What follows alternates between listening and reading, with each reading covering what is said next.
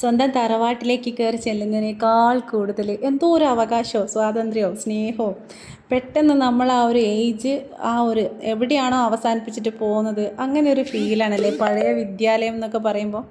ശരിക്കും വീട്ടിൽ നിന്നൊക്കെ ഒച്ചയിടുന്നതിനേക്കാൾ കൂടുതൽ നമ്മളെയൊക്കെ എന്തോരം ഒച്ചകളല്ല ഒച്ചപ്പാടും ബഹളവും ഒക്കെയാണല്ലേ ഈ ചുവരുകളൊക്കെ. എത്ര കുട്ടികളുടെ സൗണ്ടായിരിക്കും ഈ ഭിത്തിയിലൊക്കെ ഇങ്ങനെ പ്രതിധ്വനിച്ച് പോയിണ്ടാവുക. എന്തോ സാഹിത്യമൊക്കെയാണോ വരുന്നത്? അയ്യോ എനിക്കറിയില്ല, പറയാനറിയില്ല. അത്രയും എന്തോ ഒരു വല്ലാത്തൊരു വാക്കൊക്കെ ഇങ്ങനെ കുടുങ്ങിപ്പോകുന്നൊരവസ്ഥ ശരിക്കും. ഈ 10ാം ക്ലാസ് ശരിക്കും എല്ലാവരും പറയും സ്കൂളിനേക്കാളും കോളേജിനേക്കാളൊക്കെ ഇഷ്ടം അതിനിടയ്ക്ക് വരുന്ന +1 +2 ആണെന്ന്. പക്ഷേ എനിക്ക് എന്തുകൊണ്ടോ ഈ 10ാം ക്ലാസ്സിനോടാണ് കൂടുതൽ അറ്റാച്ച്മെൻറ്റ് കേട്ടോ. എൻ്റെ ജീവിതത്തിൽ ഞാൻ എപ്പോഴും സ്റ്റക്കായി പോയത് അവിടെയാണെന്ന് എനിക്ക് തോന്നുന്നുണ്ട്. ഇന്ന് വരെ നമ്മൾ ഇങ്ങനെ പന പോലെ വളർന്നു വന്നതെന്നല്ലാണ്ട് എൻ്റെ മനസ്സെപ്പോഴും ആ ഒരു 10th നിൽക്കുന്ന പോലെ തന്നെയാണ് എനിക്ക് എപ്പോഴും തോന്നുക. ഞാൻ വിചാരിക്കും കേട്ടോ, നമ്മൾ ഈ ടീച്ചേഴ്സിനൊന്നും ഒരു മാറ്റവും ഇല്ലേ. എത്ര വർഷം കഴിഞ്ഞിട്ട് അവരെ കാണുമ്പോഴും അവർ അന്നത്തെ പോലെ തന്നെ ഉണ്ടാവും.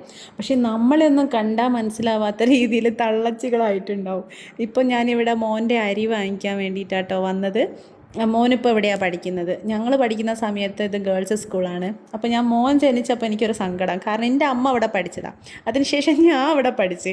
അപ്പോൾ എനിക്കൊരു കുട്ടി ഉണ്ടാകുമ്പോൾ ഇവിടെ പഠിപ്പിക്കാമെന്നൊക്കെ ഉള്ള ആഗ്രഹമൊക്കെ പോയോ ഈശ്വരാന്ന് വിചാരിച്ചത്. പക്ഷേ എന്തോ ഭാഗ്യത്തിന് ഇപ്പോൾ അത് ഗേൾസൊക്കെ മാറി മിക്സഡ് സ്കൂളാക്കിയിട്ടുണ്ട്.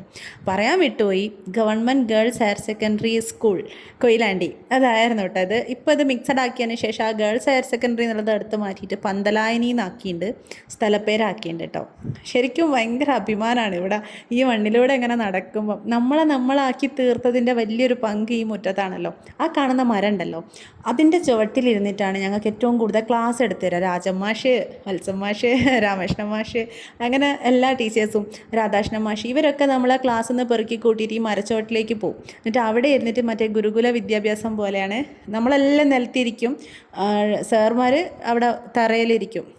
ആൽത്തറയിൽ ഇരുന്നിട്ട്, ആൽത്തറയല്ല, മാവുന്തറ, അതിൻ്റെ മുകളിൽ ഇരുന്നിട്ടൊക്കെ ക്ലാസ് എടുക്കും. അയ്യോ അതൊക്കെ ശരിക്കും ഇപ്പോൾ വല്ലാണ്ട് മിസ് ചെയ്യുന്നുണ്ട് കേട്ടോ. ഉണ്ണിമാങ്ങ ഉണ്ട്, പക്ഷേ എനിക്ക് കിട്ടിയില്ല കേട്ടോ. അപ്പോൾ ഇതിൻ്റെ അടുത്ത് തന്നെയാണ് കേട്ടോ +2 ബാച്ച് വരുന്നത്. ഇപ്പോൾ ഞാൻ ഈ കാണിക്കുന്നതിലാണ് +2 ബാച്ച് ഇരിക്കുന്നത്. ഇത് രാധേച്ചി. ശരിക്കും ഇവരെ കണ്ടപ്പോൾ ഞാൻ ഞെട്ടിപ്പോയി, കാരണം ഇവർക്കൊന്നൊരു മാറ്റവും ഇല്ല. ഇവരൊക്കെ അന്നത്തെ അതേ രൂപത്തിൽ, ഒരു വ്യത്യാസമില്ല. പക്ഷെ അവർക്ക് എൻ്റെ കണ്ണ് കണ്ടിട്ട് മനസ്സിലായി കേട്ടോ.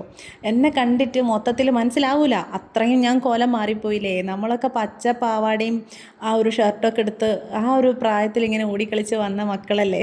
ഇവരെ കാണുമ്പോൾ നമ്മളൊക്കെ ആ ഒരു ഏജിലേക്ക് പോവുക. അത് തന്നെയാണ് അവരും പറയുന്നത് കേട്ടോ.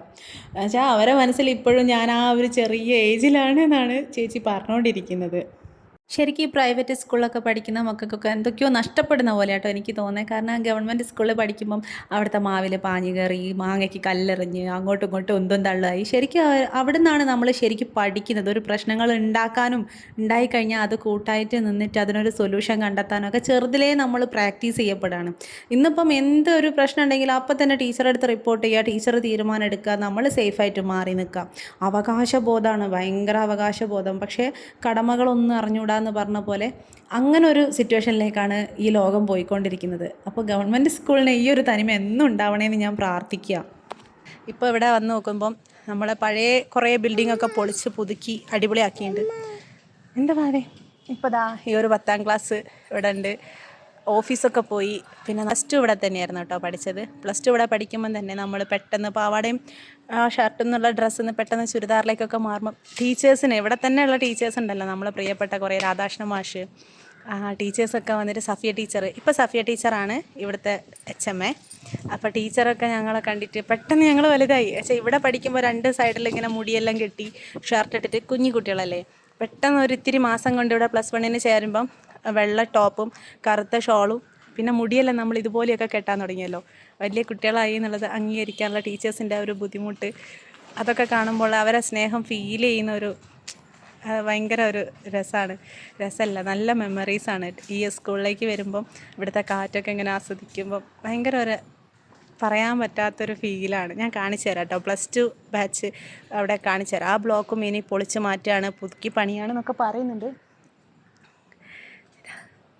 ഈ വരാന്തയിൽ ക്ലാസ് വിട്ട് കഴിഞ്ഞാൽ അവിടെ ഇങ്ങനെ ഇരിക്കും, സൈഡിൽ ഇരുന്നിട്ട് കാല് നോക്കിയിട്ട് ഇങ്ങനെ കഥ പറയും. അതല്ലെങ്കിൽ സൈഡിൽ വന്ന് നിൽക്കുമ്പോൾ ആരെങ്കിലും ഉണ്ടെങ്കിൽ ബാക്കിൽ നിന്ന് ഒരൊറ്റ തള്ളാണ്. അങ്ങനെ പുറത്ത് ചാടി പിന്നെ തിരിച്ച് കയറി മറ്റവരെ തള്ളി. അതൊക്കെ നല്ല രസമുള്ള കളികളല്ലേ.